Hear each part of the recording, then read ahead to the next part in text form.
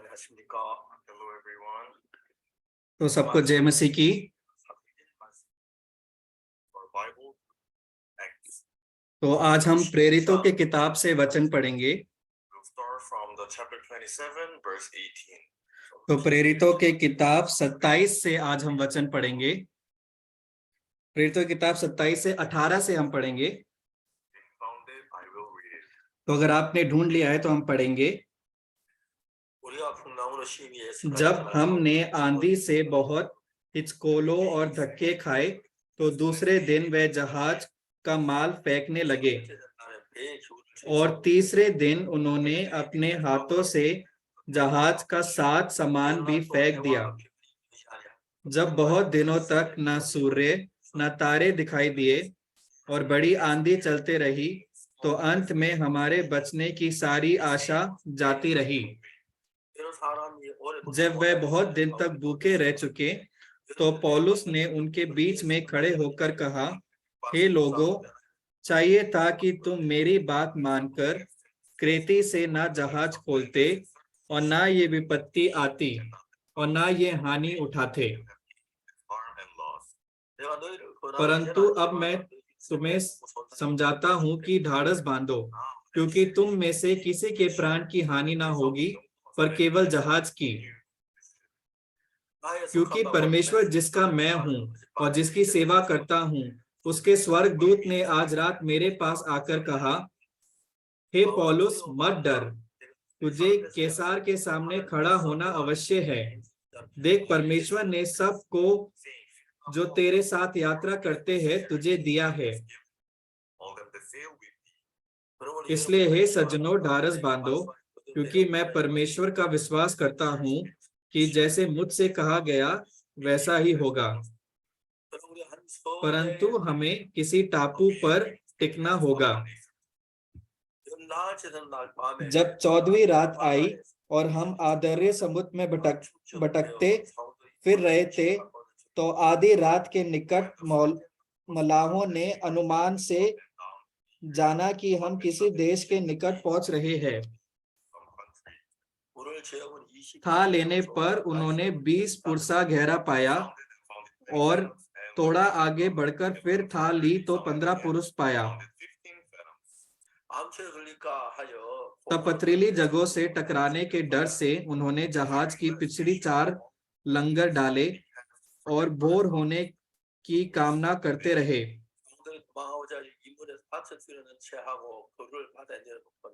परंतु जब मल्लाह जहाज पर से भागना चाहते थे और गली से लंगर डालने के बहाने डोंगी समुद्र में उतार दी तो पौलुस ने सूबेदार और सैनिकों से कहा, यदि ये जहाज पर ना रहे तो तुम भी नहीं बच सकते।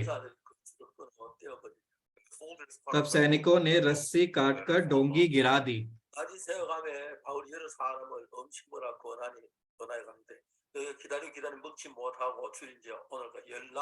जब बोर होने पर था तब पौलुस ने ये कह के सबको भोजन करने के लिए समझाया, आज 14 दिन हुए हैं कि तुम आज देखते देखते भूखे रहे और कुछ भोजन ना किया। इसलिए तुम्हें समझाता हूं कि कुछ खा लो जिससे तुम्हारा बचाव हो, क्योंकि तुम में से किसी के सिर का एक बाल भी ना गिरेगा। ये कहकर उसने रोटी लेकर सबके सामने परमेश्वर का धन्यवाद किया और तोड़कर खाने लगा। तब से वे सब भी ढाढ़स बांधकर भोजन करने लगे। अब सब मिलकर जहाज पर 276 जन थे। जब वे भोजन करके तृप्त हुए तो गेहूं को समुद्र में फेंक कर जहाज हल्का करने लगे। जब दिन निकला तो उन्होंने उस देश को नहीं पहचाना, परंतु एक खाड़ी देखी जिसके किनारे चौरस था और विचार किया कि यदि हो सके तो इस पर जहाज को टिकाए। तब उन्होंने लंगरों को खोलकर समुद्र में छोड़ दिया और उसी समय पतवारों के बंधन खोल दिए और हवा के सामने अगला पाल चढ़ाकर किनारों की ओर चले। waves of the mainsail, the wind and made towards shore. परंतु दो समुद्र के संगम की जगह पकड़कर उन्होंने जहाज को टिकाया और गली तो धक्का खाकर गड़ गई और टल ना सकी, परंतु पिछाड़ी लहरों के बल से टूटने लगी। But the inner part was broken with the violence of the waves. तब सैनिकों का ये विचार हुआ कि बंदियों को मार डाले, ऐसा ना हो कि कोई तैर के निकल भागे। Out and escape. परंतु सूबेदार ने पौलुस को बचाने की इच्छा से उनसे इस विचार से रोका और ये कहा कि जो तैर सकते हैं पहले कूदकर किनारों पर निकल जाए First into the sea and get back. और बाकी कोई पटरों पर और कोई जहाज के अन्य बस्तियों के सहारे निकल जाए। इस रीति से सब कोई भूमि पर बच निकले। They escape all sea. तो हमने 44 तक पढ़ा। Rome was capital of the whole तो जो world. रोम था वो लाइक पूरी दुनिया का केंद्र था। After Paul got saved, he went तो to पौलुस के London. बचाए जाने के बाद लाइक वो रोम गया।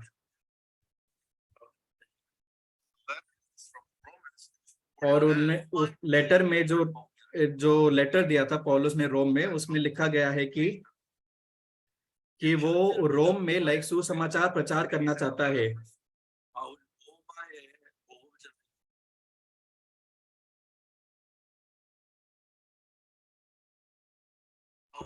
और वो सेवकाई के लिए रोम में गया।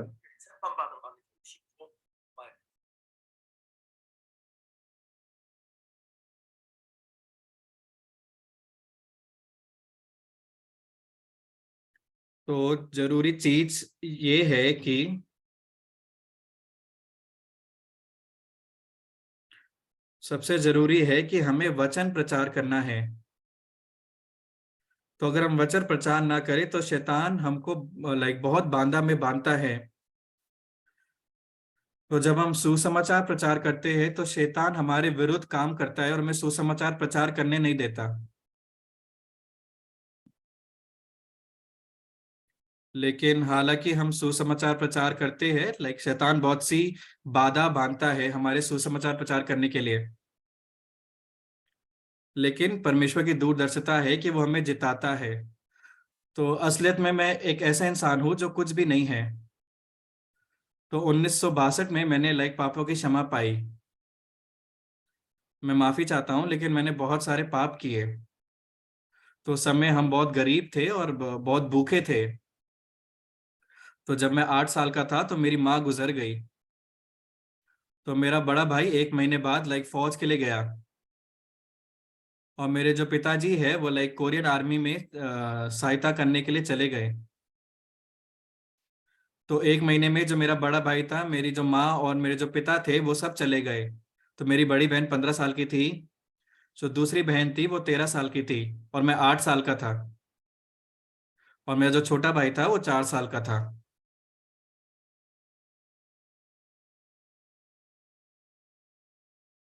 उस समय अगर तुम सोने जाओ तो अगले दिन तुम सड़क में बहुत ही मरे हुए लोगों को देखते थे, क्योंकि बहुत सारे लोग लाइक भूख के कारण मर जाते थे। तो मैं उस स्थिति से अपने जीवन में गया हूं। तो आजकल के जवान लोग जैसे जीते हैं उससे बिल्कुल विपरीत में जिया। मैं भूख को जानता था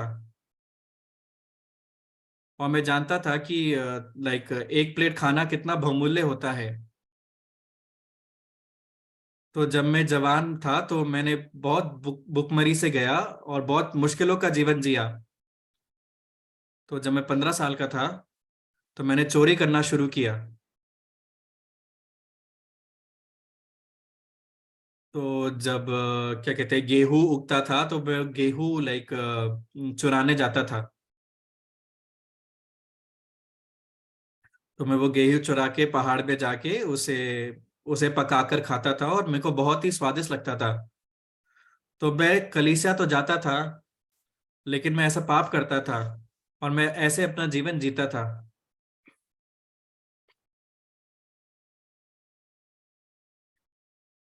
और वो मेरे मन में बहुत बड़ा पाप हो गया और मेरे को ऐसा लगा इसके कारण मैं अवश्य नर्क जाऊंगा।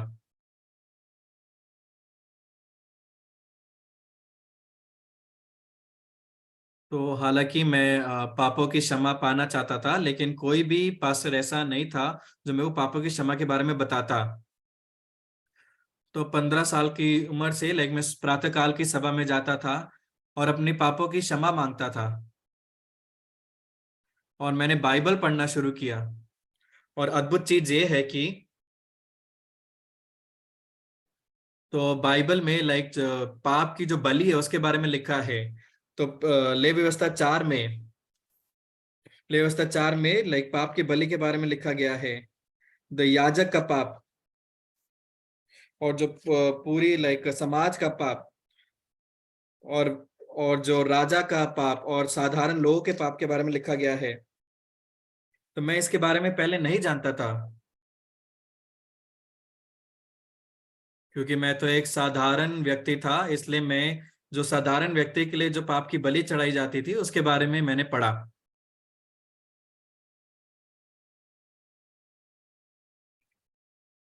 तो लेवी व्यवस्था 4 के 27 में लिखा है, यदि साधारण लोग में से कोई अज्ञान से पाप करे, अर्थात कोई ऐसे काम जिसे यहोवा ना मना किया हो करके दोषी हो, और उसका वह पाप उससे प्रकट हो जाए, तो वह उस पाप के कारण एक निर्दोष बकरी बलिदान के लिए ले आएगा।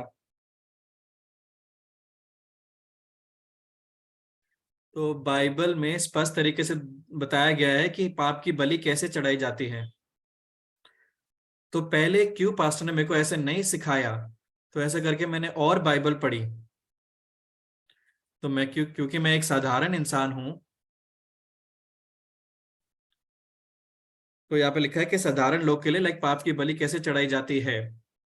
तो यहाँ पे कहते हैं कि एक भेड़ को लाइक मेमने को लाओ, और उसके ऊपर तुम्हें अपना हाथ रखना है। तो इसके बारे में मेरे पास बहुत सवाल थे। तो जब तुम पास्टर या एल्डर होते हो तब तुम्हारे ऊपर हाथ रखा जाता है, लेकिन ये बकरे के ऊपर क्यों हाथ रखा जा रहा है? तो उस समय मैंने बाइबल बहुत बार पढ़ा। तो जब परमेश्वर ने इंसानों को बनाया,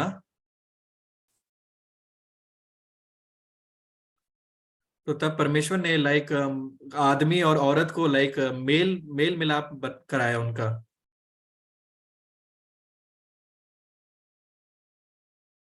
तो हालांकि जो पुरुष है वो बहुत ही ताकतवर होता है, लेकिन वो अपने आप से बच्चा उत्पन्न नहीं कर सकता। और औरत भी वो अपने आप से जब तक मनुष्य का बीच ना पाए वो बच्चा पैदा नहीं कर सकती। तो मैंने क्या आविष्कार किया? तो जो बाइबल में जो वचन है वो भी लाइक एक दूसरे से मेल खाता है, लाइक मिला होता है।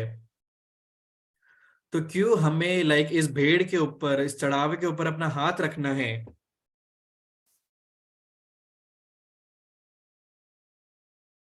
तो मैं सोचता था अगर तुम पास्टर हो, एल्डर हो, डीकन हो, तब लाइक तुम्हारे ऊपर लाइक हाथ रखा जाता है आशीषित करने के लिए। लेकिन एक भेड़ के ऊपर क्यों हाथ रखना है?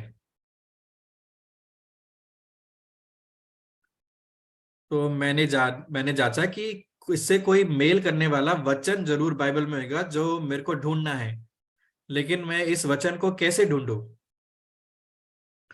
तो मैंने एक उत्पत्ति से प्रकाशित वाक्य तक बहुत बार बाइबल पढ़ी।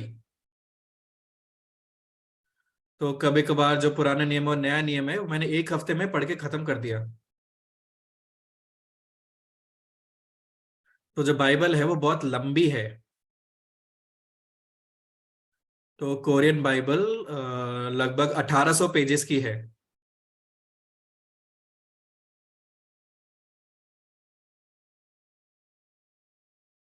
तो अगर मैं बहुत मेहनत से पढूं तो मैं 2 मिनट में एक पेज पढ़ सकता हूँ। और इसका मतलब है कि 3600 मिनट में मैं लाइक पूरी बाइबल पढ़ सकता हूँ। तो 3600 मिनट का मतलब होता है 60 घंटे में मैं पूरी बाइबल पढ़ सकता हूँ। तो अगर मैं 10 घंटे एक दिन में पढूं तो पुराना नियम और नया नियम मैं 6 दिन में खत्म कर सकता हूँ। तो हाल जब मैं पढ़ता हूँ तो कभी कभार मैं लाइक याद करता हूँ, कभी कभार याद नहीं करता, लेकिन मैं ऐसे ही लाइक बाइबल पढ़ते रहता हूँ। और कुछ महीने बाद मैंने ले व्यवस्था 16 का 21 से वचन पढ़ा। तो यहाँ पे बहुत ही अद्भुत बातें कही गई है। तो मैं नहीं जानता था कि भेड़ के ऊपर क्यों हाथ रखा जाता है। लेकिन ले व्यवस्था 16 के 21 पे लिखा गया है, ये मेन स्क्रिप्चर, इसमें बताया गया है कि क्यों भेड़ के ऊपर हाथ रखा जाता है। तो ले व्यवस्था 4 सिर्फ भेड़ के ऊपर लाइक चढ़ावे के ऊपर हाथ रखने के बारे में बताता है, लेकिन क्यों ऐसा किया जाता है वो बताता नहीं है। लेकिन अब हमें उसके ऊपर क्यों हाथ रखना है। तो जब तुम पास्टर एल्डर या डीकन होते हो तब तब तुम्हारे ऊपर हाथ रख के लाइक तुमको तुम लाइक तुम हाथ रखते हो। तो अगर तुम पास्टर एल्डर डीकन हो, तुम्हारे ऊपर हाथ रखा जाए तो वो अच्छा है। लेकिन ले व्यवस्था 21 में लाइक स्पष्ट तरीके से बताया गया है, 16 के 21 में, और हारून अपने दोनों हाथों को जीवित बकरे पर रखकर इसराइलियों के सब अधर्म के कामों और उनके सब अपराधों अर्थात उनके सारे पापों को अंगीकार करे, और उनके बकरे के सिर पर धरकर उसको किसी मनुष्य के हाथ जो इस काम के लिए तैयार हो जंगल में भेजकर छुड़वा दे।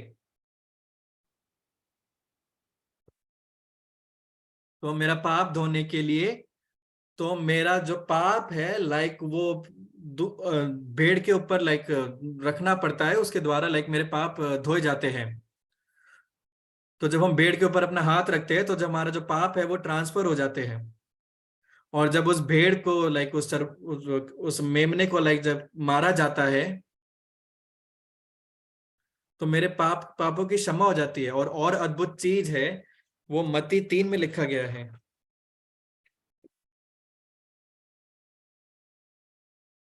तो यहाँ पे यूहन्ना बपतिस्मा देने वाले के बारे में लिखा गया है, जहाँ पे जहाँ पे यूहन्ना ने यीशु मसीह के सर पे हाथ रखा। तो मत्ती 3 का 13 देखेंगे हम।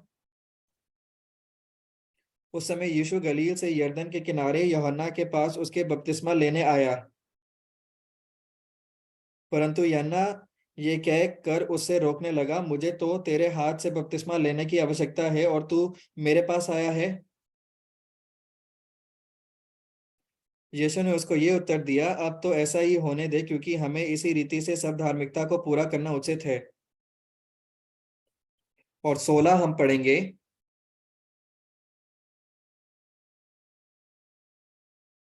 और यीशु बपतिस्मा लेकर तुरंत पानी में से ऊपर आया, और देखो उसके लिए आकाश खुल गया, और और उसने परमेश्वर की आत्मा को कबूतर के सामने उतरते हुए अपने ऊपर आते देखा। और दे- और, और जब यीशु मसीह ने लाइक यूहन्ना के द्वारा बपतिस्मा पाया, तो इस बपतिस्मा का मतलब क्या है। तो जो भेड़ और जो बकरी लाइक जिसके ऊपर हाथ रखा जाता था वो लाइक यीशु मसीह की परछाई है।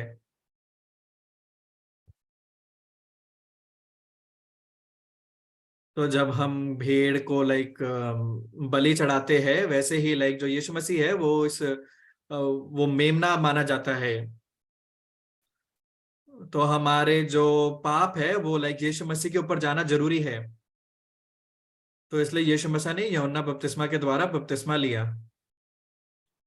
तो यीशुना ने बोला कि यूहन्ना ने लाइक यीशु को रोका, बोला कि मुझे तुमसे बपतिस्मा लेना चाहिए।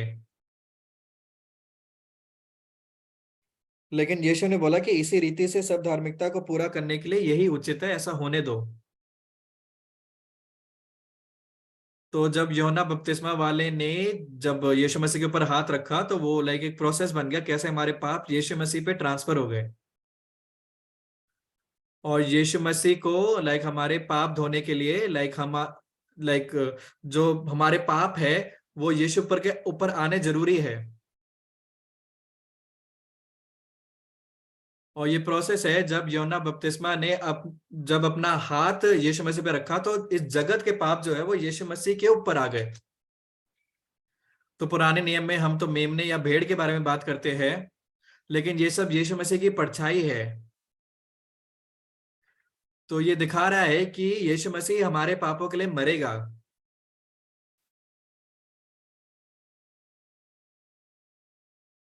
तो यीशु मसीह ने यूहन्ना के द्वारा बपतिस्मा पाया, और यूहन्ना ने यीशु मसीह को रोका। तो मुझे तुमसे बपतिस्मा पाना है, तुम मेरे द्वारा क्यों बपतिस्मा पाने आ रहे हो? लेकिन यीशु मसीह ने क्या बोला? इसी रीति से होने दे।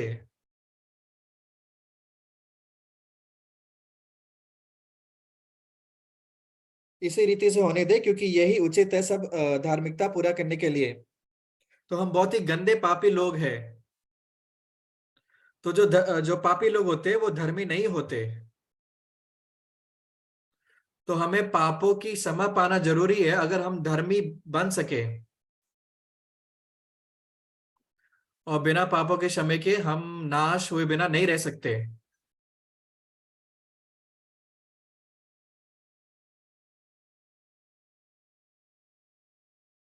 तो ये सब सजा के वजह से, इसलिए यीशु मसीह ने सारी मुश्किलें सजा हमारे लिए सही।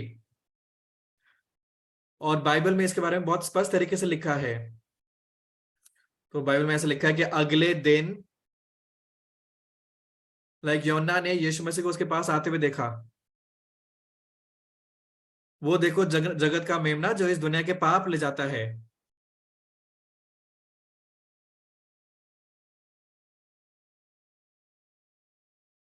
तो इसका यशाया 53 से जुड़ा हुआ है ये वचन।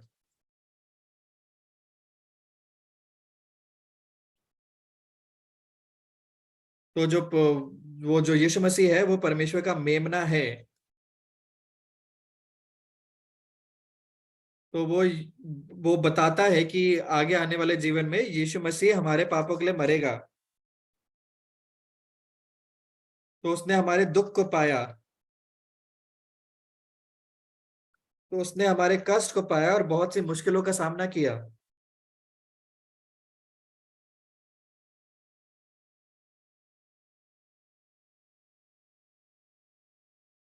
तो ये बताया गया है कि यीशु मसीह के आने के बाद ये सब होगा।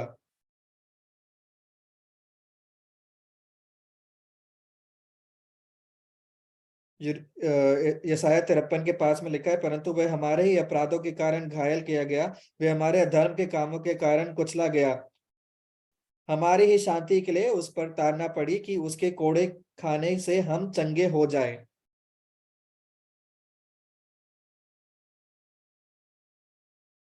तो बहुत साल यीशु मसीह के आने से पहले यशाया ने पहले ही बता दिया गया था कि ऐसा यीशु मसीह के लिए होगा। वो हमारे अपराधों के कारण घायल किया किया जाएगा, हमारे धर्म के कामों के कारण उसे कुचला जाएगा, और हमारी शांति के लिए उसको ताड़ना मिलेगी। और उसके कोड़े खाने के द्वारा हम चंगे हुए।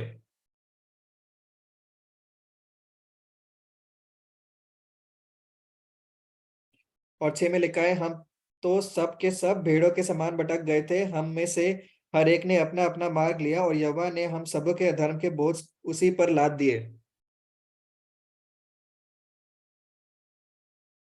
तो यहाँ पे लिखा है, हमारे अपराधों के कारण घायल किया गया, हमारे अधर्म के कारण कुचला गया।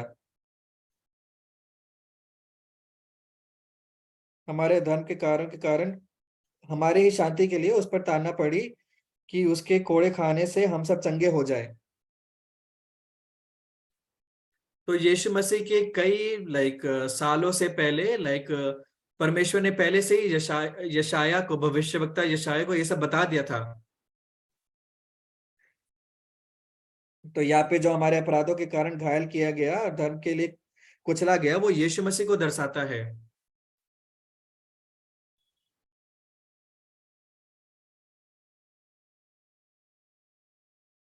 तो जब यीशु मसीह आया, उसने दुनिया के पाप को पाया, और जब वो क्रूज पे चढ़ाया गया, तब हमारे पाप खत्म हो गए।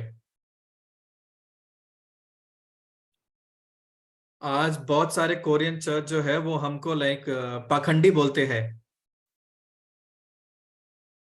और वो कहते हैं कि हमने तो पाप किए, हम धर्मी कैसे हो सकते हैं, हम तो पापी हैं, हम धर्मी नहीं हैं। तो अगर आप कह रहे हो कि हम पापी है, तो इसका मतलब यीशु मसीह तो बिना कारण ऐसे ही मर गया।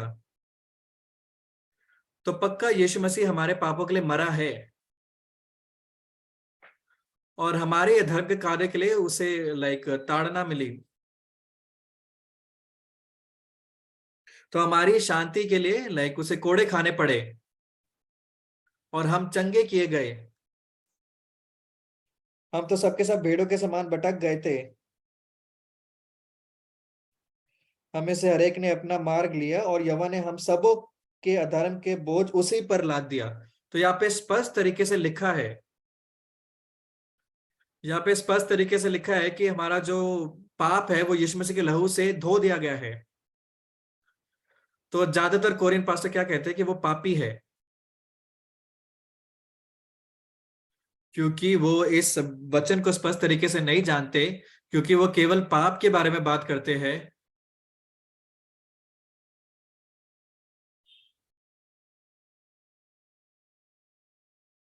तो बाइबल स्पष्ट तरीके से कहती है कि हमारे ही अधर्म कामों के लिए उसको बहुत सहना पड़ा, और अपराधों के कारण घायल किया गया, और हमारी शांति के लिए उस पर ताड़ना पड़ी।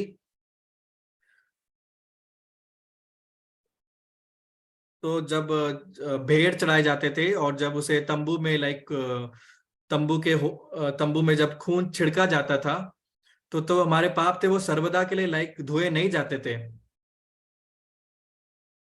इसलिए जो पुराना नियम है, जो चढ़ावा किया गया था, वो कुछ समय के लिए हमारे पाप धोए जाते थे, इसलिए दोबारा से चढ़ावा करने की जरूरत पड़ती थी। लेकिन यीशु मसीह अपना लहू लेके, जो स्वर्ग में जो तंबू है उस पे होम बलि, क्या कहते हैं,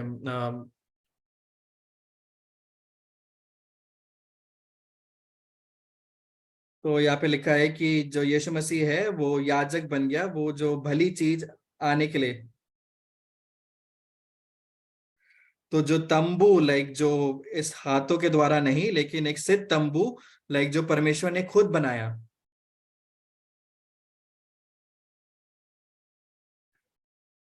तो वो कौन सा तंबू है जो हाथों से नहीं बनाया गया, लेकिन परमेश्वर ने खुद बनाया? तो जब हमने ये चर्च बनाया है, चैपल बनाया है, हमने अपने हाथों से बनाया है। तो हमारे पास मशीन है, हथौड़ा है, और इंसानी हाथों से हमने इस चर्च को बनाया है। और जो भी पवित्र जगह है इस धरती पर, सब इंसानों ने अपने हाथों से बनाई है। लेकिन एक मंदिर है स्वर्ग में जो इंसानों के द्वारा नहीं बनाया गया, तो वो मंदिर स्वर्ग में है।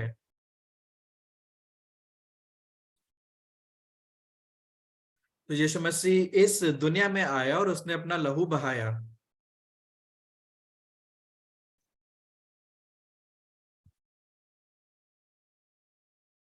क्योंकि हम इस समय में रहते हैं, इसलिए जब हमारे पाप धोए जाते हैं इस दुनिया में, तो वो कुछ समय के लिए धोए जाते हैं। लेकिन यीशु मसीह अनंत काल के लिए हमारे पाप धोना चाहता था। तो इसलिए क्या कहते हैं, इस दुनिया के तंबू पे उसने अपना लहू नहीं छिड़का, लेकिन स्वर्ग के तंबू पे जाके उसने अपना लहू छिड़का।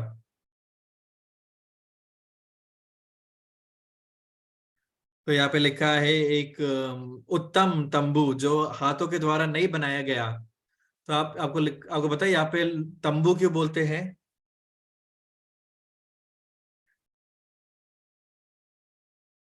तो जब इज़राइल लोग मिस्र से बाहर आए, तो उन्होंने वहां पे एक जैसे एक टेंट बनाया रहने के लिए, और उसने उसको तंबू बोला। और तंबू का मतलब होता है पवित्र मंदिर।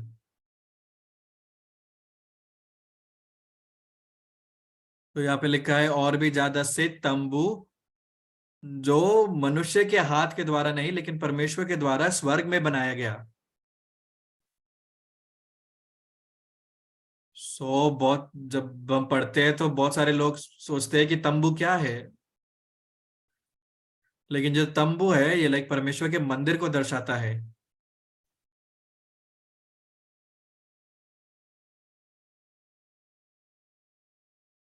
और सिद्ध तंबू जो हाथों के द्वारा नहीं, लेकिन जो परमेश्वर ने स्वर्ग में लाइक अनंत काल की दुनिया में बनाया है उसके बारे में बता रहे हैं। तो स्वर्ग में सब कुछ लाइक अनंत काल के लिए है, लेकिन इस दुनिया में सब कुछ लाइक समय समय से बांधा गया है।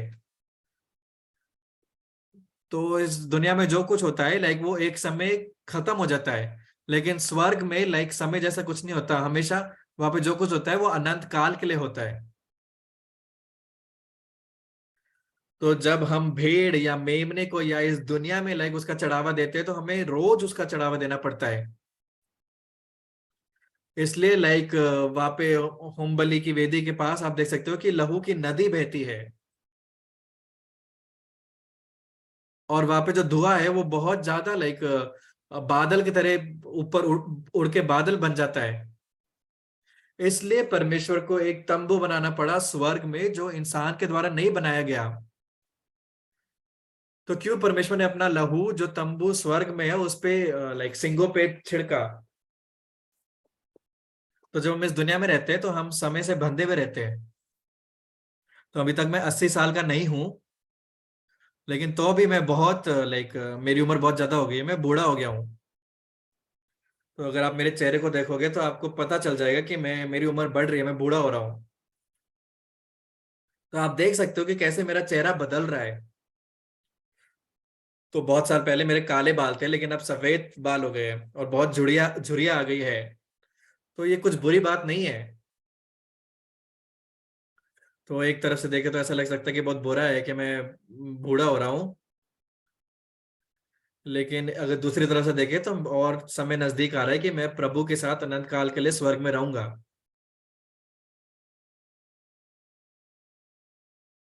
तो मैं ये बताना चाहता हूँ कि जितना मैं और बूढ़ा हो रहा हूँ उतना समय कम हो जा रहा है इस दुनिया में, और मैं प्रभु के और निकट जाने वाला हूँ। तो मैं और स्वर्ग जाने के नजदीक होने वाला हूँ। तो आप तो बहुत जो जवान लोग हो लाइक आपका तो बहुत समय है अभी स्वर्ग जाने के लिए।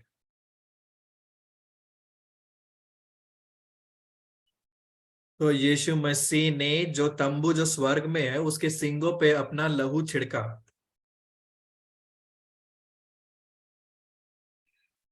और यीशु मसीह जो है वो लाइक परम याजक बन गया। और सिद्ध तंबू जो इस हाथों के द्वारा नहीं बनाया गया।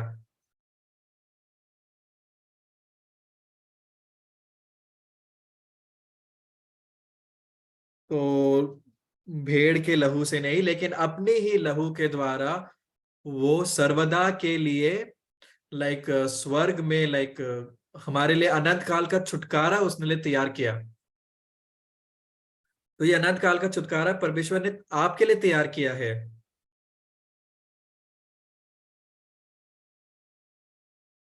तो हमारे जो पाप है वो सर्वदा के लिए धो दिए गए हैं।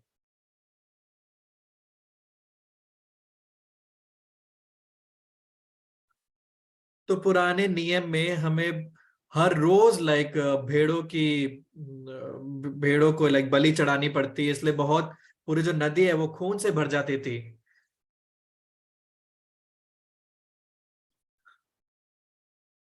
लेकिन यहाँ पे लिखा है कि भेड़ों के लहू से नहीं, लेकिन परमेश्वर ने अनंत काल का छुटकारा हमारे लिए तैयार किया है एक बार बलिदान के द्वारा, एक बार चढ़ावे के द्वारा।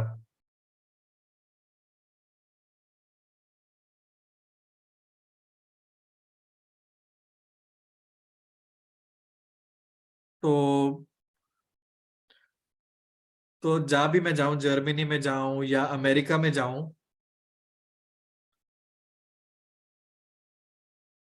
तो मैं रोमियो से लाइक वचन बांटता हूँ। तो लोग कहते हैं तुम रोमियो से वचन क्यों इतना बांटते हो? तो मैंने कहा ये मेरी इच्छा है, लाइक मैं आजादी से बांट सकता हूँ, कोई मेरे को रोक नहीं सकता।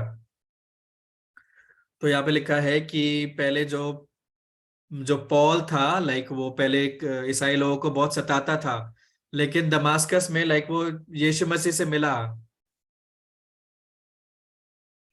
तो मैं ये नहीं विश्वास करता था कि वो जिलाए उठा, लेकिन अब वो जिलाए उठा।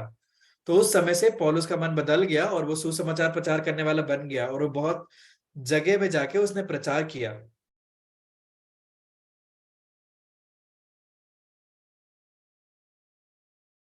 तो रोम में भी लिखा गया है कि पौलुस ने बोला है कि वो रोम में जाके सुसमाचार प्रचार करेगा।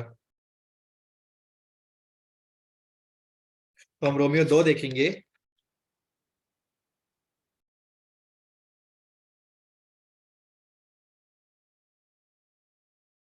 रोमियो 2 से देखेंगे हम।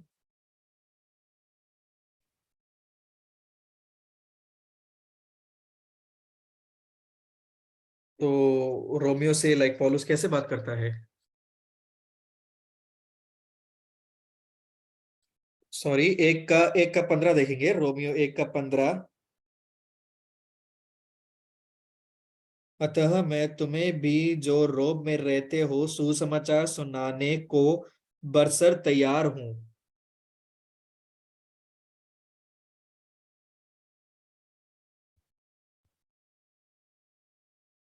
और पौलुस का रोम जाने से पहले जो लेटर लाइक जो पौलुस ने लिखा था वो चिट्ठी पहले से ही लाइक रोम में पहुंच गई।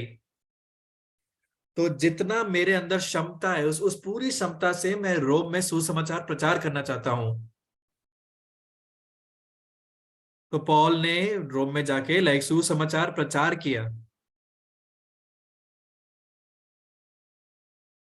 तो जब चौथी बार लाइक वो सुसमाचार प्रचार करने गया तो लाइक उसको लाइक जेल में डाला गया और जेल एक कैदी बन के लाइक वो रोम गया। तो बहुत सारे जो लोग हैं वो मेरे को बहुत ज्यादा ऐसे क्या कहते हैं गाली देते हैं।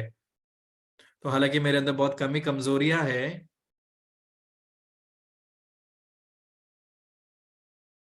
तो हालांकि लोग बहुत सारी चीजें मेरे बारे में बोलते हैं लेकिन मैं उन सब चीज पे ज्यादा ध्यान नहीं देता। तो अगर मैं गलती करता हूं तो मेरे अंदर कमी कमजोरियां है लेकिन जो स्पष्ट सुसमाचार है मैं वो प्रचार कर रहा हूँ। इसलिए लाइक बहुत सारे लोग लाइक मेरे बारे में बहुत सारी चीजें कहते हैं। और ज्यादातर पास्टर जो कोरिया में है वो क्या सिखाते हैं, वो सबको सिखाते हैं कि हम सब पापी है।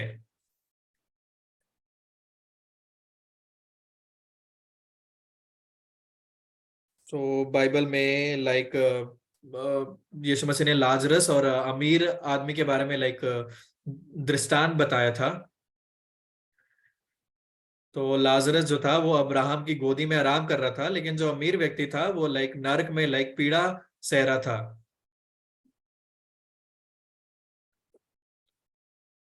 तो जो अमीर व्यक्ति है उसने बोला कि पिता अब्राहम आप क्या कहते हैं एक बूंद लाइक पानी की लाइक लाजर की लाइक जीभ में डाल दीजिए। तो बाइबल में साफ साफ लिखा है कि कोई भी उस तरफ से इस तरफ नहीं आ सकता। लेकिन एक पास्टर ने क्या बोला, अगर तुम मन फिराओ तो तुम लाइक नरक से स्वर्ग जा सकते हो। तो इसका कुछ मतलब नहीं बनता।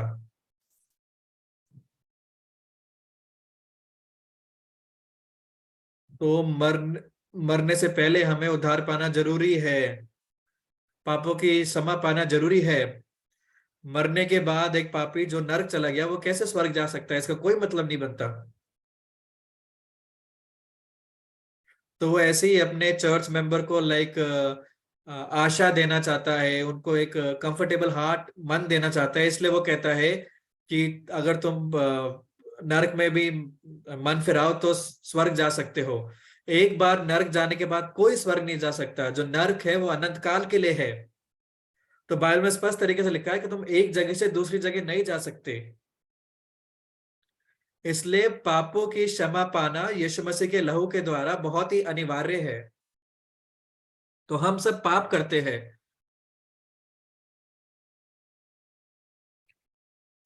ऐसा नहीं है कि हमें एक बार अपना पाप धोना है, क्योंकि हम लगातार पाप करते हैं इसलिए इसका कोई अंत नहीं है। इसलिए जो हमारा पाप है वो अनंत काल के लिए उसका धुलना जरूरी है। इसलिए यीशु मसीह ने अनंत काल के लिए क्रूस पर हमारा पाप धो दिया। तो हिब्रू 9 के 11 में क्या लिखा है। तो इब्रानी 9 के 11 में लिखा है कि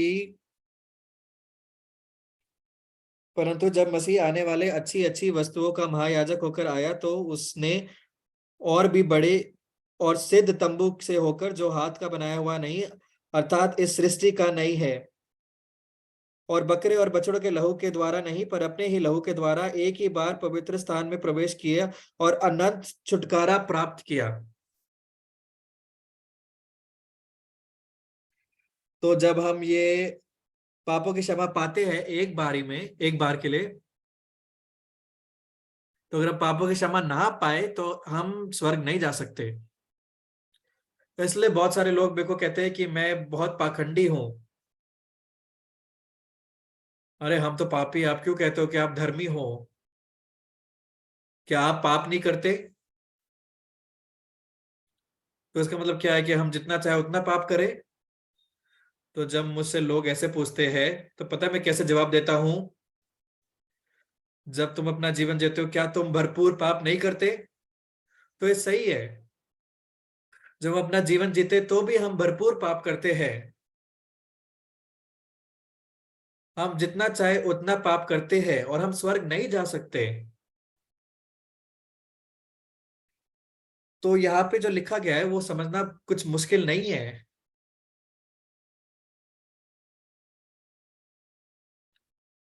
तो बहुत सारे लोग ने मेरे को पाखंडी बोला, बहुत सारे लोगों ने मेरे को बहुत गालियां दी, लेकिन मैं दुखी नहीं हूं, मैं किसी पीड़ा में नहीं हूं, क्योंकि जो मैं प्रचार करता हूं वो सच्चाई है।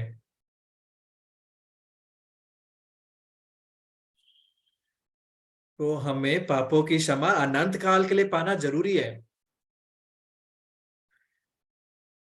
तो एक ही बार हमारे पापों की क्षमा पाना काफी है। जब लोग पूछते हैं कि एक ही बार हमारे सारे पाप धुल जाएंगे, मैंने बोला हाँ, एक ही बार आपके सारे पाप धुल गए हैं। तो लोग बोलते हैं कि मेरे पाप धुल गए, लेकिन मैं दोबारा से पाप करूं तो मैं नरक जाऊंगा। लेकिन यीशु मसीह ने हमेशा के लिए सारे पाप धो दिए। तो भेड़ के लहू के द्वारा नहीं, लेकिन अपने ही लहू के द्वारा अनंत काल का छुटकारा हमारे लिए यीशु मसीह ने तैयार किया।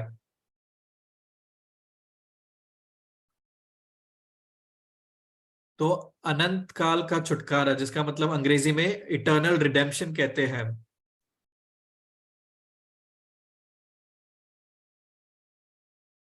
तो परमेश्वर ने हमारे लिए अनंत काल का छुटकारा तैयार किया। तो शैतान हमें क्या बोलता है?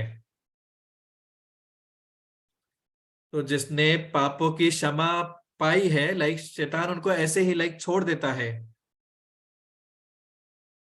तो जब तुम भेड़ को मारते हो तब तुम्हारे जो पाप है वो धुल जाते हैं कुछ समय के लिए, क्योंकि हम समय में जीते हैं, इसलिए हम समय के वजह से बंधे हुए होते हैं। तो हमारे पाप अनंत काल के लिए धुलने के लिए जो हमारा लहू है, वो अनंत काल का तंबू जो स्वर्ग में है, वहां पे, वहां के सींगों पे उसका छिड़काना जाना जरूरी है।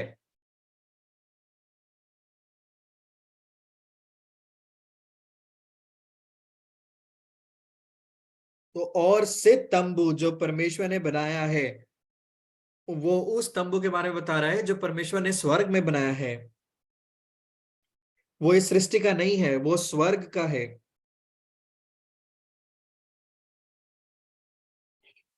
तो यहाँ पे लिखा है, परंतु जब मसीह आने वाले अच्छी अच्छी वस्तु का महायाजक होकर आया तो उसने और भी बड़े और सिद्ध तंबू से होकर, जो हाथ का बनाया हुआ नहीं अर्थात इस सृष्टि का नहीं, वो उस तंबू के बारे में बात कर रहा है जो इस दुनिया का नहीं है लेकिन स्वर्ग में है। वहां पे यीशु मसीह ने अपना लहू छिड़का, और जो कुछ स्वर्ग में होता है वो अनंत काल के लिए होता है। आमीन। तो हमें भी बहुत जल्दी उस अनंत काल के स्वर्ग में जाना है। तो वो कहते हैं जिनके सफेद बाल है वो जल्दी जाएंगे। तो शायद मैं आपसे जल्दी जाऊं, बाद में भी जा सकता हूँ, वो सब परमेश्वर के ऊपर निर्भर करता है। लेकिन मैं बहुत स्पष्ट तरीके से जानता हूं कि मैं स्वर्ग जाऊंगा।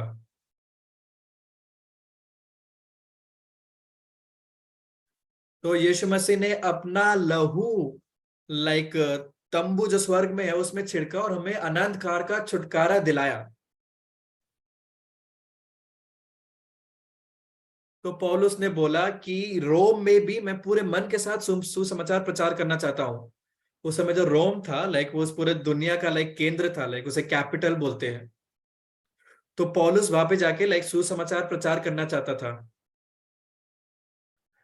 तो रोमियो एक ने बोला कि वो पूरे मन के साथ पूरी शक्ति के साथ रोम में सुसमाचार प्रचार करना चाहता है। और जैसे वह सुसमाचार का प्रचार कर रहा था, लाइक उसे लाइक बंदी बनाया गया और बंदी बन के लाइक वो रोम में गया।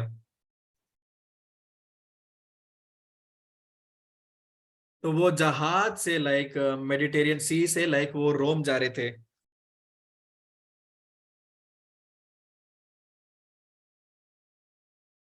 और शैतान जो है वो उसको तंग करना चाहता था और वो चाहता नहीं था कि वो रोम जाए।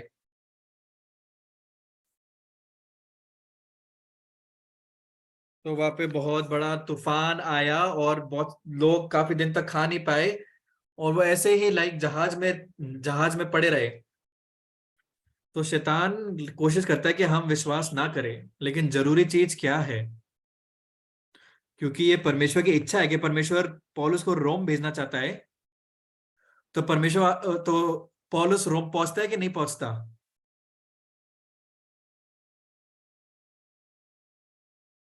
तो पौलुस रोम पहुंचता है और रोम में जाके वे सुसमाचार का प्रचार करता है। तो जब एम्परर कॉन्स्टेंटीन है लाइक उसने एक वादा किया था, लाइक रोमियो में जो लोग रहते थे उनसे वादा किया था कि अब और उन ईसाई लोगों को दबाव नहीं मिलेगा रोमियो सरकार से। तो उस समय 1/3 लोगों ने लाइक जो है वो यीशु मसीह पे विश्वास किया रोम में। तो रोम में बहुत सारे लोग बहुत सारा क्या कहते हैं तकलीफ का सामना करते थे। तो अगर आप ये मूवी में उनमें दिखाया गया है। तो जब आप मूवी मूवी देखते हो तो वो मूवी लाइक कैथोलिक चर्च से लाइक प्रभावित की गई है। तो वहाँ पे एक सीन है जहाँ पे वो कहते हैं कि जो पतरस है वो रोम जाता है, लेकिन ये झूठ है। तो पतरस कभी भी इजराइल से बाहर नहीं गया।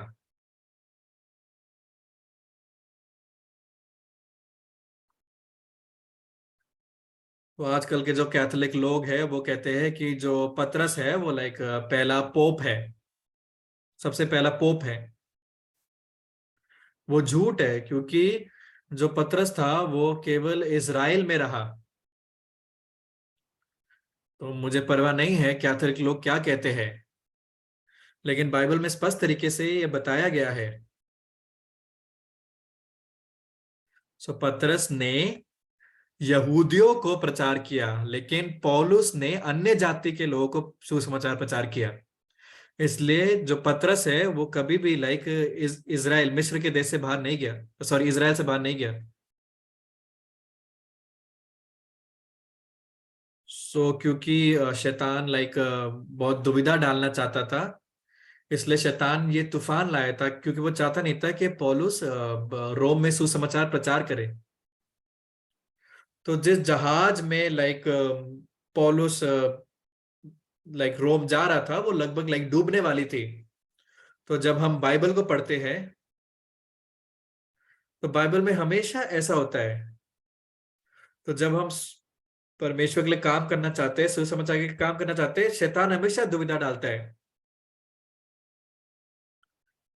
तो जब हम इस दुविधा से डर जाते हैं, जब हमें सताव से डर जाते हैं, तो हम शैतान के मार्ग पे चलते हैं। तो जैसे मैं सुसमाचार प्रचार कर रहा था तो बहुत सारे लोग मेरे को पाखंडी कहते थे और बहुत उल्टी सीधी बातें लाइक मेरे बारे में करते थे। लेकिन पूरी दुनिया लाइक हमारे वचन को अब सुनती है, मानती है। तो जो सबसे बड़ा क्रिश्चियन टीवी ब्रॉडकास्टिंग स्टेशन है जो अमेरिका में है, जो सीटीएन है, उन्होंने मेरा वचन लाइक टीवी पे दिखाया। जो 50 से ज्यादा टीवी स्टेशन न्यूयॉर्क में है, जो यूएस में है, उन्होंने मेरा वचन प्रचार कराया। तो जब मैं इजराइल गया तो बहुत सारे टीवी स्टेशन है जो मेरा इंटरव्यू ले रहे थे।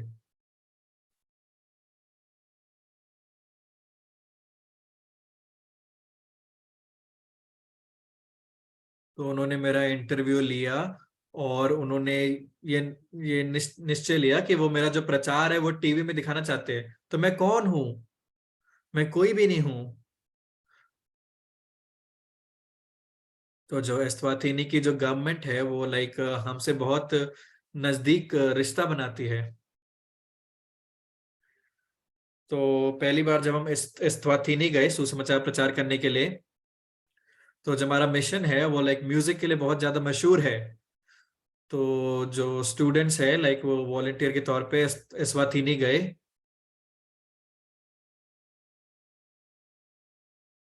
तो वो नेशनल यूनिवर्सिटी के ग्रेजुएशन में गए और वो वहाँ पे गाना जाके उनको लाइक कॉन्ग्रेचुलेट करना चाहते थे। ओ हम कोरिया से स्टूडेंट हैं, हम यहाँ पे गाना गाना चाहते हैं। लेकिन वहाँ पे जो एमसी था उसने मना कर दिया। तो आज जो हमारे राजा है, जो हमारे मैजेस्टी है, वो आज हमारे ग्रेजुएशन सेरेमनी में आएंगे। तो हमने पहले से ही शेड्यूल कल राजा को भेज दिया है, शेड्यूल को कोई बदल नहीं सकता। तो स्टूडेंट्स ने बोला ठीक है, हम सिर्फ सेरेमनी में फिर हिस्सा लेंगे।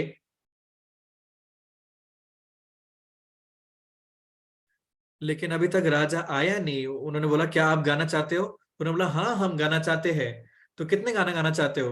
तो उन्होंने बोला हम 3 गाना गाना चाहते हैं।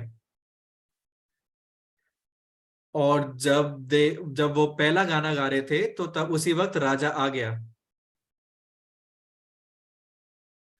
और राजा वहां पे अपनी कुर्सी पे बैठा। तो ये राजा है, राजा की तस्वीर है ये। तो उसके जो बगल में है लाइक जिसने अपने मुंह पे चेहरे पे उंगली रख रखी है वो लाइक वहां का सेक्रेटरी है। तो प्रेजेंटेशन के बाद राजा ने पूछा ये गायक, ये गाने वाले कहाँ से है? तो जो किंग है लाइक वो प्रेसिडेंट से अलग होता है।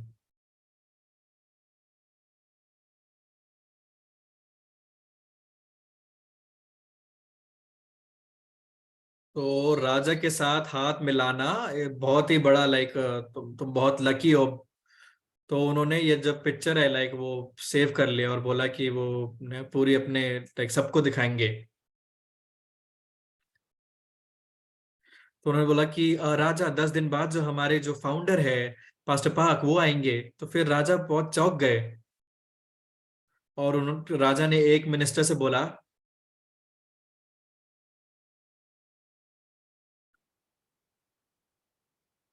तो आपको पास्टर ओक्सुपाक को हमारे जो राजमहल है उसमें लेके आना है। तो मैं जैसे इकोनॉमी क्लास में ट्रैवल कर रहा था और जैसे मैं प्लेन से नीचे आया तो एक आदमी वहां पे आया और मुझसे पूछा कि आप पास्टर ओक्सुपाक हो? मैंने बोला हाँ मैं पास्टर ओक्सुपाक हूँ। मैंने बोला आप मेरा नाम कैसे जानते हो? तो उसने बोला मैं सब कुछ जानता हूँ। तो मैंने बोला अच्छी बात है, आप सब कुछ जानते हो। तो वहां पे वो वहां का मिनिस्टर था। तो हम वीआईपी रूम गए। तो ये हमारे राजा ने बोला है हमको लाने के लिए। तो मैं गाड़ी में बैठ के हम जो राजा का महल है वहां पे चले गए। और जब तुम राजा से मिलते हो तुमको ये जानना जरूरी है। तो कितने मिनट मेरे पास है राजा से बात करने के लिए? तो उन्होंने मेरे को 40 मिनट दिए थे। तो 40 मिनट उन्होंने मेरे को दिए थे। तो मेरे को लाइक समय कैलकुलेट करके लाइक बहुत ध्यान से समय कैलकुलेट करना पड़ा। और जब मैं वहां पे बैठा, तो जब मैं अंदर गया मैंने समय देखा और 40 मिनट बाद जैसे ही 40 मिनट खत्म हुए लाइक बहुत जरूरी है कि मैं बाहर निकल जाऊं।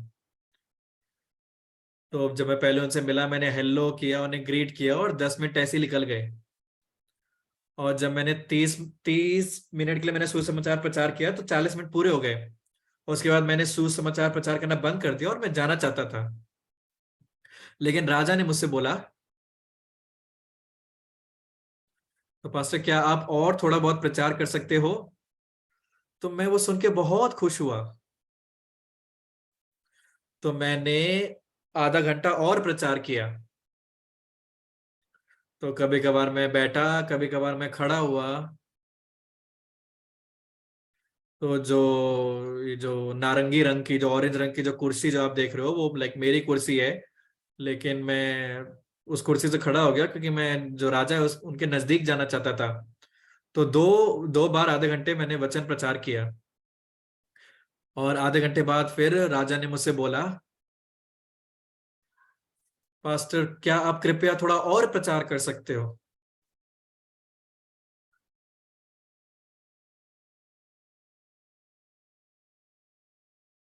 तो पहली बार मैंने राजा को सुसमाचार प्रचार किया, लेकिन कोई नहीं है लाइक इस दुनिया में जिसने मुझसे बोला है कि आप और प्रचार कर लो।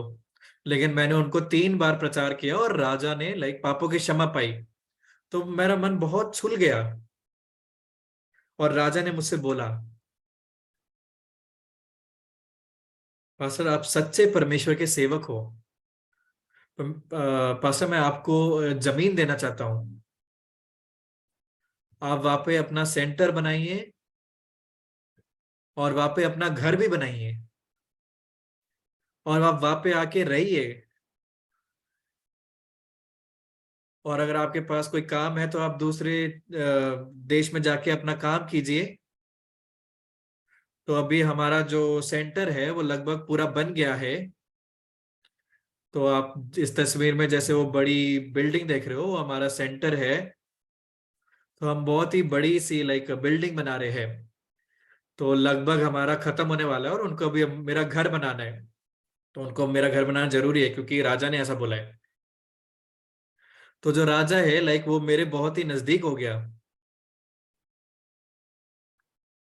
तो पहली बार जब मैं इज़राइल गया, तो उसके बाद लाइक मैं स्वाथिनी गया। तो स्वाथिनी में लगभग 2000 कलीसिया है, वहां पे चर्चेस है। और उस दिन 2000 पास्टर लाइक इकट्ठे हुए वचन सुनने के लिए। और मैंने 2000 पास्टरों को लाइक वचन प्रचार किया।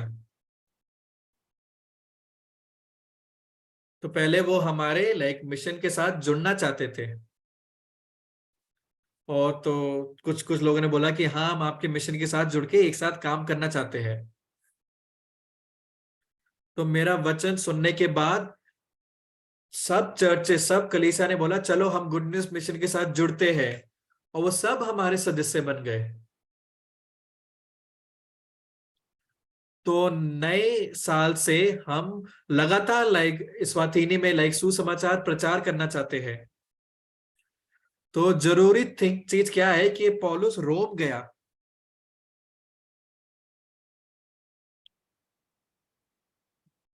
तो भारी तौर से उसने बहुत मुश्किलों का सामना किया। लेकिन वो रोम लाइक सुसमाचार के लिए गया। तो शैतान इस चीज को रोकना चाहता है। और वो तूफान लाता है, बहुत सारे लाइक मुश्किलें लाता है। तो जब मैं सुसमाचार प्रचार करता हूं अभी तक भी बहुत सारी जो रुकावट है, बहुत सारी दुविधा है जो शैतान मेरे जीवन में लाता है। लेकिन एक चीज मेरे मन में स्पष्ट है, मैं परमेश्वर का सेवक हूं। परमेश्वर की इच्छा है कि मैं सुसमाचार प्रचार करूं, तो परमेश्वर मेरी रक्षा करेगा, परमेश्वर मेरे को बचा के रखेगा। तो मैं बहुत बार कोर्ट गया और बहुत बार लोगों ने उल्टी पुल्टी बातें मेरे बारे में कही और मेरे को दोष दोष लगाने की कोशिश करी मेरे ऊपर। लेकिन परमेश्वर हमारे साथ है। परमेश्वर हमारी मदद कर रहा है, परमेश्वर हमको सुरक्षित रख रहा है। तो ये कितना अद्भुत है।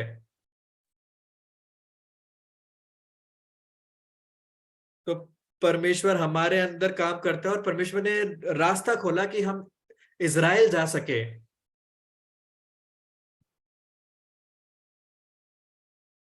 तो वो वहां पे तो ईसाई लोग भी नहीं है, वो तो यहूदी लोग है, कैसे वो एक पास्टर को अपने देश में आने दे सकते हैं?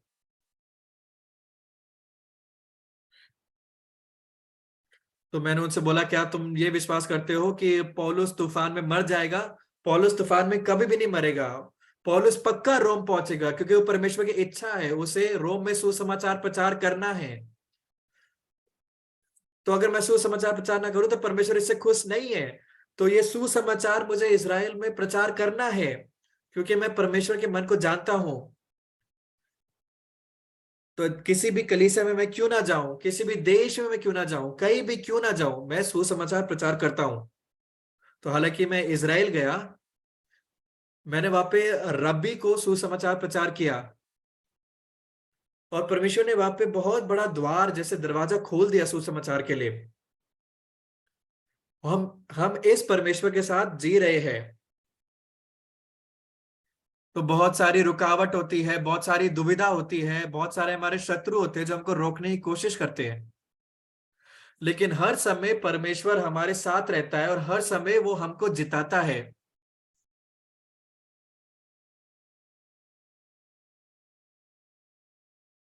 तो आज मैंने बताया कि बहुत सारे लोग मेरे बारे में बहुत सारी चीजें बोलते हैं, क्योंकि वो जानते नहीं है परमेश्वर मेरे साथ है। अगर वो जानते हैं परमेश्वर मेरे साथ है तो वो सब इन सब चीजें नहीं बोलेंगे, वो ऐसी मुश्किल भरी चीजें मुश्किल नहीं देंगे। तो हमारा जो चैपल है, जो हमारी कलीसिया है, जो चर्च है, वो भी बहुत अद्भुत है।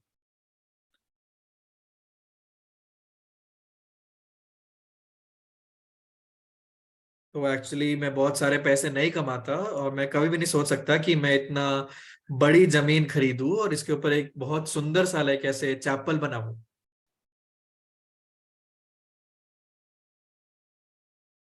तो पहले तो मैंने सोचा कि अगर हम हाईवे से 1 किलोमीटर आगे जाएंगे तो वहां पे एक सस्ती जमीन है, अगर हम वो सस्ती जमीन खरीदेंगे तो वो अच्छा होगा। पहले मेरे मन में ऐसा ऐसा मन आया था। लेकिन यहाँ का जो जो मालिक मालिक था, लाइक जो लैंड ओनर था, लाइक वो वहां पे कुछ बनाना चाहता था, लेकिन क्योंकि वो जमीन बहुत महंगी थी इसलिए वो एकदम क्या कहते हैं बैंकरप्ट हो गया, वो एकदम लुट गया, और वो जमीन हमको मिल गई। और मैंने बोला कि ये जो जमीन है वो हम खरीदना चाहते हैं।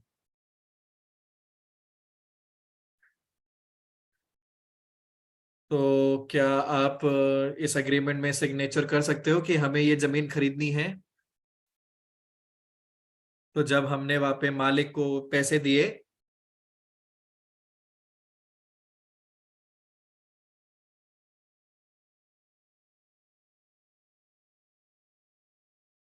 तो वहाँ के जो भी लाइक 42 लोग थे, लाइक उन्होंने पेपर में सिग्नेचर किया और उसके द्वारा हमको लैंड मिला। तो क्योंकि वहां पे वो जब जमीन की खुदवाई कर रहा था, वहां पे जब बनाने की कोशिश कर रहा था बिल्डिंग, तो वो बहुत महंगा था जिसकी वजह से लाइक उसके सारे पैसे चले गए। लेकिन वो जमीन हमको बहुत सस्ती मिल गई, इसलिए मैं परमेश्वर के प्रति बहुत धन्यवादित मन रखता हूँ।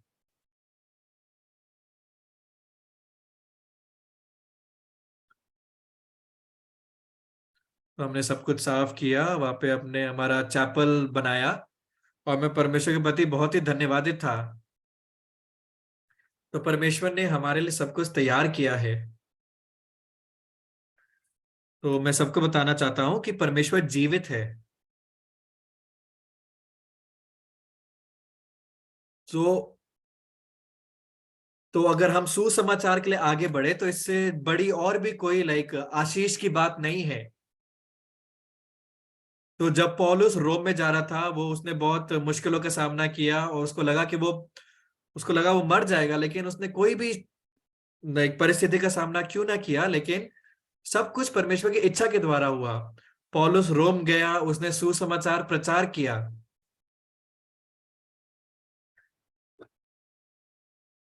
और बहुत सारे लोग लाइक रोम में लाइक उन्होंने सुसमाचार को ग्रहण किया। तो जब हम सुसमाचार के लिए काम करते हैं तो शैतान लाइक बहुत दुविधा उत्पन्न करता है, लेकिन कोई समस्या नहीं है क्योंकि परमेश्वर हमारे साथ है। तो ये जो सोल है जहाँ पे मैं अभी प्रचार कर रहा हूँ, मैं चाहता हूँ सब लोग उद्धार पाए, इस दुनिया में सब लोग उद्धार पाए। तो हम सब कमी कमजोरी से भरे हुए हैं, मैं भी कमी कमजोरी से भरा हुआ हूं, लेकिन हमारे पास यीशु मसीह है, और अगर हम यीशु मसीह में विश्वास करें तो हम ताकतवर है, हम मजबूत है, तो हम किसी भी परिस्थिति में जीत पा सकते हैं। तो ये बहुत ही बहुमूल्य, बहुत ही लाइक क्या कहते हैं, बहुत ही अद्भुत है। तो कुछ लोग वो छुप जाते हैं, वो सुसमाचार प्रचार नहीं करते, वो बोझ से बचने की कोशिश करते हैं और उनका जो जीवन है वो बहुत मुश्किल से भर जाता है। लेकिन मैं अपने जीवन में सिर्फ सुसमाचार प्रचार करता हूँ।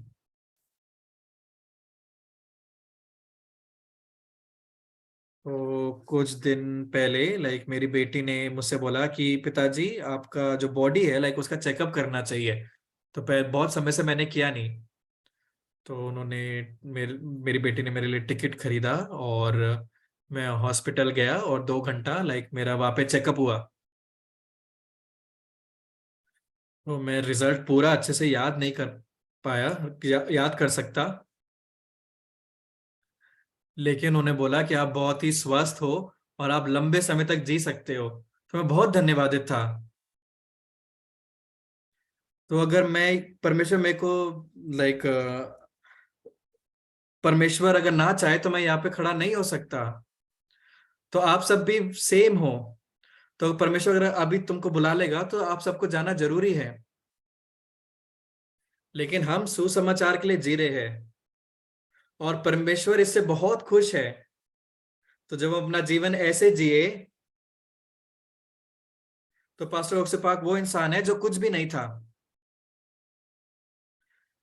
लेकिन परमेश्वर ने मेरे को इस जगत में पूरी दुनिया में सुसमाचार प्रचार करने वाला बनाया।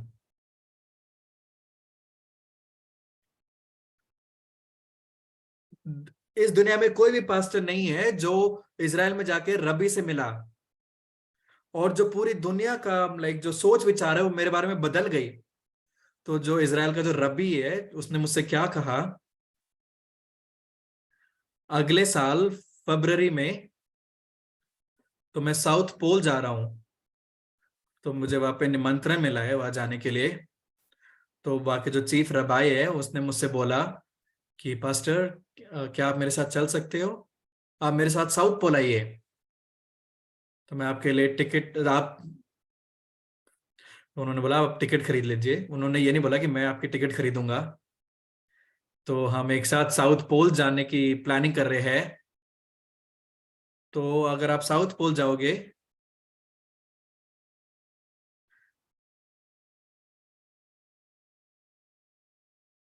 तो साउथ पोल में भी लोग हैं जैसे सुसमाचार प्रचार करना है। तो उन्होंने बोला है कि फरवरी में सबसे गर्मी होती है, वहां पे ठंड कम होती है मतलब। और वहां पे तुम पेंगुइन्स को भी देख सकते हो। तो वहां पे कोई चिकन या मुर्गी मुर्गी नहीं है, लेकिन सिर्फ आपको वो पेंगुइन दिखेगी वहां पे। लेकिन जरूरी चीज क्या है,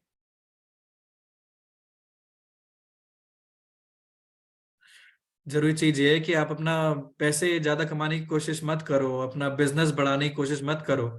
हाँ ये जरूरी है कि हमें पैसों की जरूरत है क्योंकि हमें खाना होता है, जीना होता है, लेकिन आप परमेश्वर पे विश्वास करो।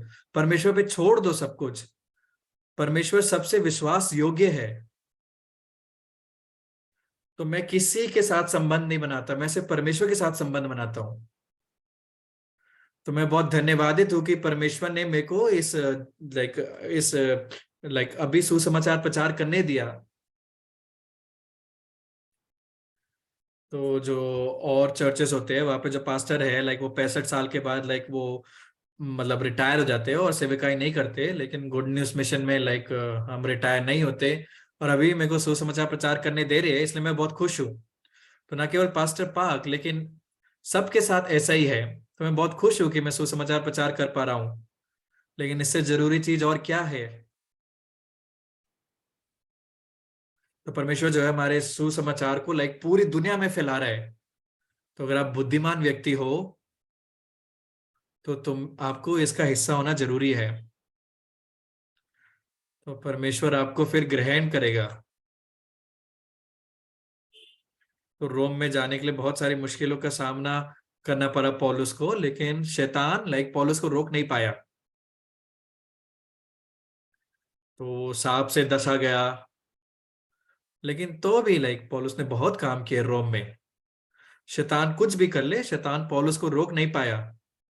तो मैं भी बहुत सारी मुश्किलों का सामना करता हूँ, लेकिन परमेश्वर मेरे साथ है और परमेश्वर ने सुसमाचार के लिए रास्ता खोला है। तो मैं बहुत धन्यवादित हूँ कि मैं आपके साथ ऐसा सुसमाचार प्रचार कर सकता हूँ। तो यीशु मसीह कल, आज और हमेशा के लिए एक ही है। जो परमेश्वर जिसने मेरे को 10 साल पहले मदद की, परमेश्वर ने जिसको 10 साल पहले मेरी दिल की समस्या को सुलझाया, मैं आशा करता हूं कि परमेश्वर आपके मन में भी काम करेगा। इसलिए मैं केवल सुसमाचार के लिए जीना चाहता हूं। आप भी कृपया सुसमाचार के लिए जिए। ये मेरा विनम्रता से मैं कहता हूं कि आप सुसमाचार के लिए जिए, तो आप सब परमेश्वर के जन बनोगे। बहुत बहुत धन्यवाद।